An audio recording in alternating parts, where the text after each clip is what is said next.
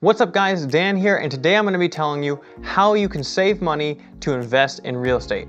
Alright guys, so I'm sure you know how to save money, but how to save money in practice is a totally different story. And if you're watching this video, you might need some help. So, there's people like Grant Cardone that tell you to save, $100,000 cash before you buy your first deal. And, that's a great goal, but I think for a lot of people that's probably unrealistic. And it would take a long time for them to save that much money. And I think that you don't have to save that much money and you're still able to get into a property at a much lower price, much lower savings, and a much more attainable, so you can start building things like equity and get cash flow and all that good stuff that comes with investing. The first target you should probably have is to save 40% of your gross income. So if you make, say, $50,000 a year, you need to save 20% of your income cash, okay? After withholdings, after everything. And your first savings cash target to get started should probably be about $20,000. Now, why $20,000, you may ask? Well, I've ran a lot of numbers, I've looked at a lot of deals, and to get probably started, the best way to get started in real estate that I found, and this is actually how I got started, is to buy a single family house or a small multi-family house and live in it and rent out the rooms or the other units, and it's called house hacking. And this is great because as opposed to buying things like commercial real estate and pure investment properties, you can actually get primary residence funding or lending options for it, which allow a lot lower down payments, as low as 3% down, guys. And that is why I've set this target at $20,000 in cash saved before you jump on your first deal.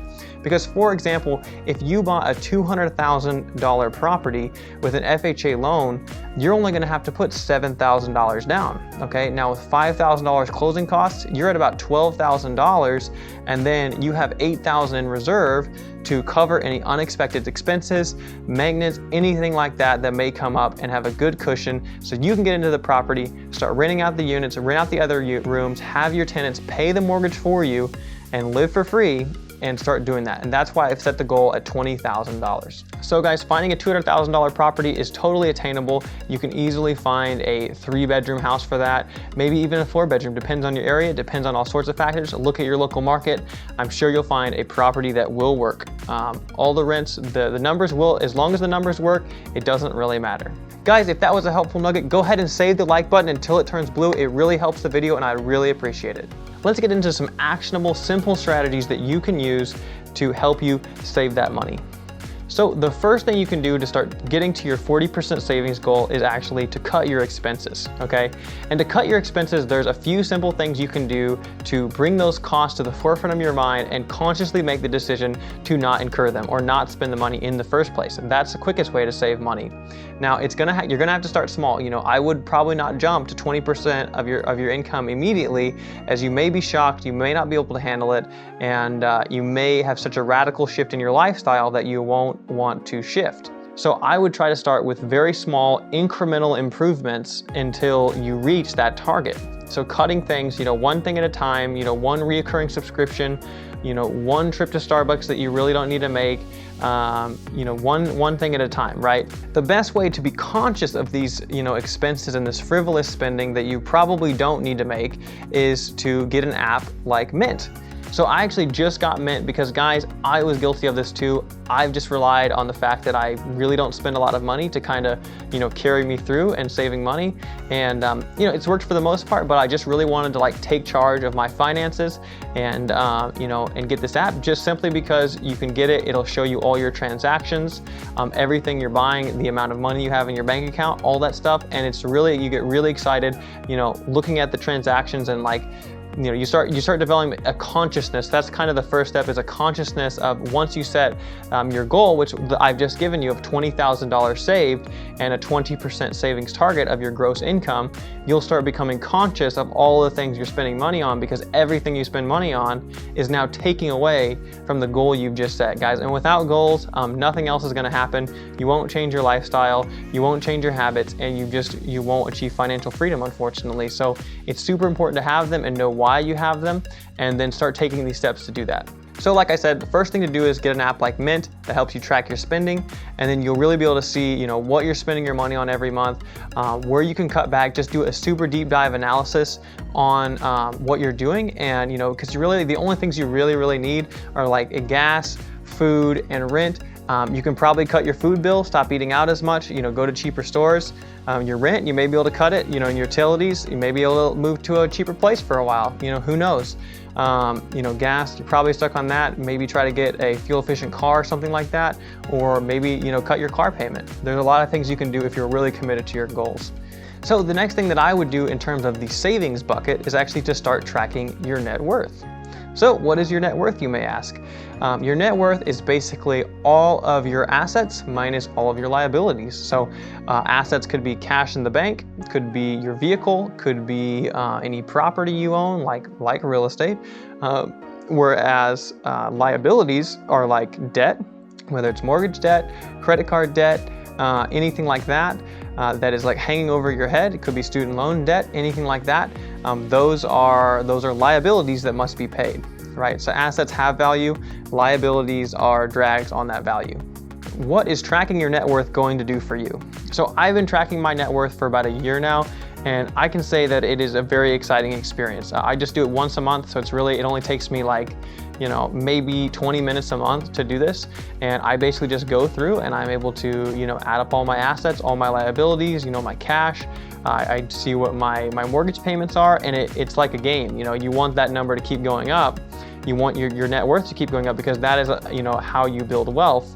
And by tracking your net worth, you are going to subconsciously start making decisions that help influence that number to go up, right? So when you're tempted by a purchase or something like that, like something you want to buy that you really don't need, that you really don't even want that bad, you're going to be like, you know what? I want to save that money instead, and I want to put it towards my real estate fund. And guys, that leads me into number 3, but before that, go ahead and smack that like button until it turns blue and subscribe to the channel to get more awesome videos like this if you're enjoying. Now guys, that leads me to my 3rd point, which is to create a savings bank account that is specifically dedicated to your real estate purchase, okay? Now, it could just be your savings account, but if you're not disciplined enough to not use it, then I would actually set up an account in a different bank that is as least accessible as possible. This is called the vault method, and this is where you're going to take money on a religious, consistent basis. I would probably do it on your pay frequency. So if you're paid weekly or bi-weekly, I would set up an automatic transfer in the bank and have that money right after you get your paycheck. I would have your fixed amount of money transferred into the real estate savings account. And that way it's locked away, the money is there, it's hard for you to get, so you're not going to want to get it, and it's waiting there for when you want to actually make your purchase. And that way it's not readily accessible, and you don't accidentally go spend it on something that's really not going to get you towards your goals. This is a lesson that I've learned from, the Profit First method and all sorts of cool stuff like that, is to set up kind of a vault account that you're automatically putting portions of your money away, and it's just disappearing, so you're not even aware of it, and it limits, it's like a plate size, guys. So if you have less plate, you want to put less food on it, right? And the food in this case is your expenses, and the plate is the amount of money that you have to spend, right? So you're just shrinking the plate size, you're starving, and so that way you actually are able to save more to get towards your goals. Okay, so let's get on to the other side of this saving and investing coin, guys. Now, maybe you've come to the realization after I've said all that you are not able to save 40%, or maybe you want to save even more so you can reach your goals faster. Now, what is the fastest way to do that? And so if you're not saving your money, the only other option you have is actually to increase your income. Now, I'm going to tell you straight up that this is if you want it, it is not that difficult to achieve, right? If you put your mind to it, there are endless amounts of opportunities to get to this goal very quickly. The fastest way to increase your income is to increase your skill set and improve your value to the marketplace. And the fastest probably position that I have found where you can very, very quickly, in a matter of months or even a year, go from making whatever wage you're making, which may not be that high, to making very high wages, is actually in sales. So I was in sales when I first got into business, and I actually still am in sales to an extent in my business, and in my other businesses like real estate. Everything I'm doing revolves around selling or negotiating and stuff like that. And working in commission sales is the fastest way to increase your income. There are opportunities. I look at jobs all the time. I do a lot of hiring, and I look at sales jobs all the time that are able to pay you, $75,000, $100,000, $150,000, $200,000 a year. you know, and there's no, you know, waiting 20 years to get there. It's all based on your skills and your drive and your desire to succeed. Now, if you don't want to get in sales, that's fine. A lot of people don't. It's not for everybody, and it's probably the fastest way that I've seen, you know, besides like starting your own business or something like that. And even then, starting your own business, you may not really get high returns until probably a year or two. Now, the second thing you can do to increase your income is increase or acquire a valuable skill set. So, you know, maybe you don't want to do sales. That's fine. There's a lot of valuable skills that are going to pay you, you know, $30, $40, $50 an hour. Now, there's a whole plethora. I'm sure there's things that you're passionate about or that you've seen that can help pay you and help, or that are more valuable to people. You know, if you're doing a job that simply, like, whatever you're doing is just not that valuable to the marketplace, you know, whether it be flipping burgers or, you know, chucking packages in a truck or something like that, there's just only so much that the market is going to pay for that skill, right? So the next thing you have to do is go out and acquire another skill, you know, whether that be, you know, some kind of specialization, a trade, you know, some kind of, you know, you decide. There's lots of courses available. There's lots of websites that you can sell your abilities on, you know, like Upwork, you know, Fiverr, all that kind of stuff. You know, get on, sell yourself on Facebook, all that kind of stuff. There's lots of things that you can do on the side, or you can learn and then eventually transition your full-time job to that higher value skill set to help then make more money. And guys, when you do this, because if you try hard enough, you will eventually increase your income. And the key thing to do when you increase your income is not to increase your lifestyle. Okay, I cannot stress this as much. This is called lifestyle inflation. It is the phenomenon that when you increase your income, you now have a desire to spend more money to match that income and spend it all, right? Which is not good. You want to resist that desire and save all of the additional income you've gotten, put it in your savings account, and continue living as if you had your old position or your old level of income. Okay guys, so that's the biggest thing.